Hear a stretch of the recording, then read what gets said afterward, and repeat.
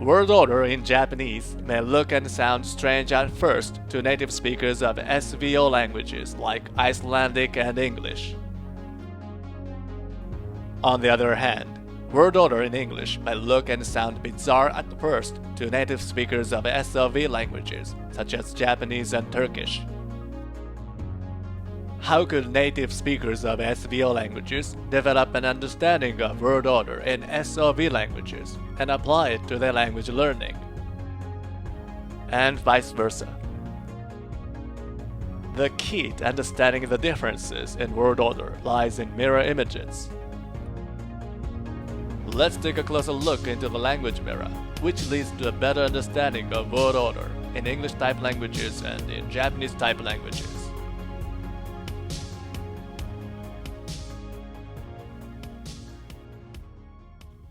Suppose we have a mirror that translates an English phrase into a Japanese phrase. Take an English phrase from Canada, for example. Imagine the phrase itself looks into the translation mirror. What does the phrase look like in the mirror? With a phrase-for-phrase translation, we have a left-right reversal in the mirror. Its reflected duplication, kanada-kara, is a Japanese counterpart of the prepositional phrase in question. Actually, this is what happens between English type and Japanese type languages. We have reflection symmetry between phrases in English and those in Japanese. Consider a noun phrase, a verb phrase, an adjective phrase, and a prepositional phrase in English. Now bring a translation mirror and see what the mirror images are. Now we have a change in orientation on the reflecting surfaces. Reflection in a language mirror helps to understand the differences in word order between English-type languages and Japanese-type languages. Each phrase example contains a core subcomponent called head, which is indicated in red. In English-type languages, the head, which determines the core meaning and the syntactic status of the whole phrase, tends to come first. This type of language is called a head-initial language.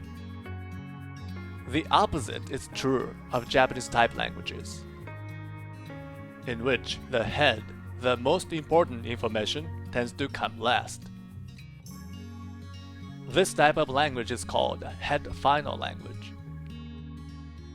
Thus, it quite makes a lot of sense to say that phrases in one type of language are mirror images of those in the other.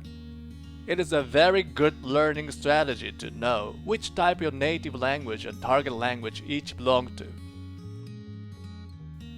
If your native language and target language belong to the same type, it'll be quite easy to switch between them.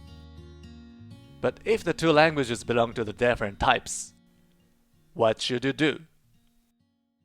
You can take advantage of the language mirror and flip your brain to acquire the way to reverse the stream of information processing. The need to flip your brain becomes clearer when we highlight a contrast between their dominant ways of nominal modification. Suppose that one wants to mention the pronoun it on this page. A head-initial language zooms out when it describes in detail the characteristics or attributes of an entity. For example, a native English speaker might call the circled element the pronoun it. In the 16th line, on page 15.